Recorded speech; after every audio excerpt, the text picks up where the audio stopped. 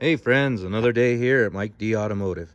Today we're coming at you with a review on a long-term review on the Toyota Solara and what it's been through, how it's still going, and generally my opinion on it. After having it for a couple of years now. So this particular car I bought instead of that car right there because Scotty Kilmer and the car wizard told me at one point this is a better car, and honestly it kind of is. This poor thing has been through hell and back.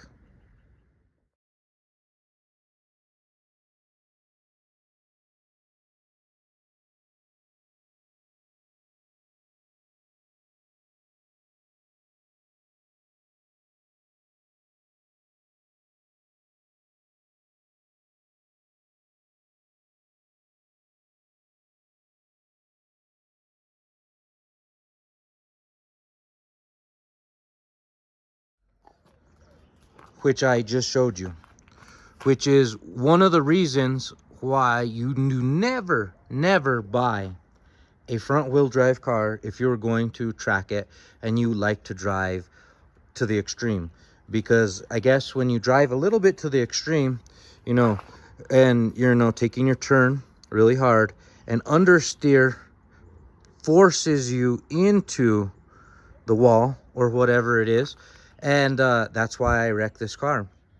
And I did do quite a bit of damage, but there was no structural damage. There was just damage to the door, the hood, the fender. And you can see the panel gaps aren't the best anymore, but they're not too bad. And this is all stuff that I actually did myself.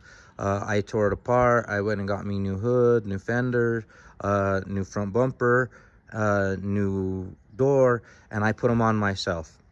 Then I went and I checked the alignment, and I had to get a new alignment, but none of the structural frame members or anything on the car was messed up. So the car is a beast. It's a solid car. Right now I have 140,000 miles on it, and it's my daily. This is the car that I drive everywhere, every day, all the time. And you can see I have this one here, I have that one there, and there's my work truck over there. But I drive this one if I'm not at work. If I'm at work, I drive that. If I'm not at work, I drive this. Very rarely do you see me in those two vehicles. I just don't enjoy them as much. This one, compared to that one, this one has a bunch of torque. If you're gonna come up to a BMW like that on the street, because they're the same year, and you're gonna race, and there's no preparation, no nothing, just off the line, go, Solara's gonna take it. If you're gonna go from a dead stop, because they only made the Solara on automatic and they made that in manual, and that particular one's a manual, and we take off like a bat out of hell, the manual's gonna take it just because it has the long gear ratios and stuff like that. But any other time, this one is better. Even if you're for passing down the street, like if you're on the highway or whatever, or 65, and you need to go around 75, this car has torque that just, oh my God. But at a certain speed, it stops. And that one just goes forever and ever and ever, even though it takes longer to pull, and it pulls a lot like higher in the RPMs.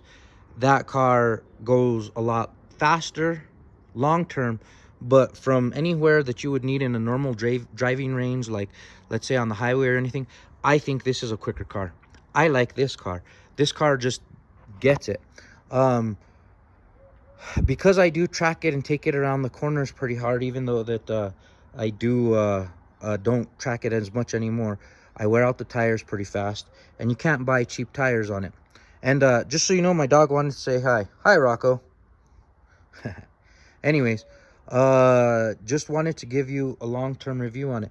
I think this car will probably still last for my kids, because it's going to be given to my daughter next year. And then I think it'll probably last her all the way to get out of college. So in my opinion, I do think that a Toyota Solara is probably one of the best, sportiest, long-lasting cars, as long as you're not going to drive it to the extreme of what I like to drive it and force it to, because it really is a sporty car and it handles amazing, and it really does. It is a good car. Scale at a 1 to 10, I'd give it a 9. But that's my review for today. If you haven't already subscribed, please consider subscribing. If not, at least hit that like button. Thank you, guys.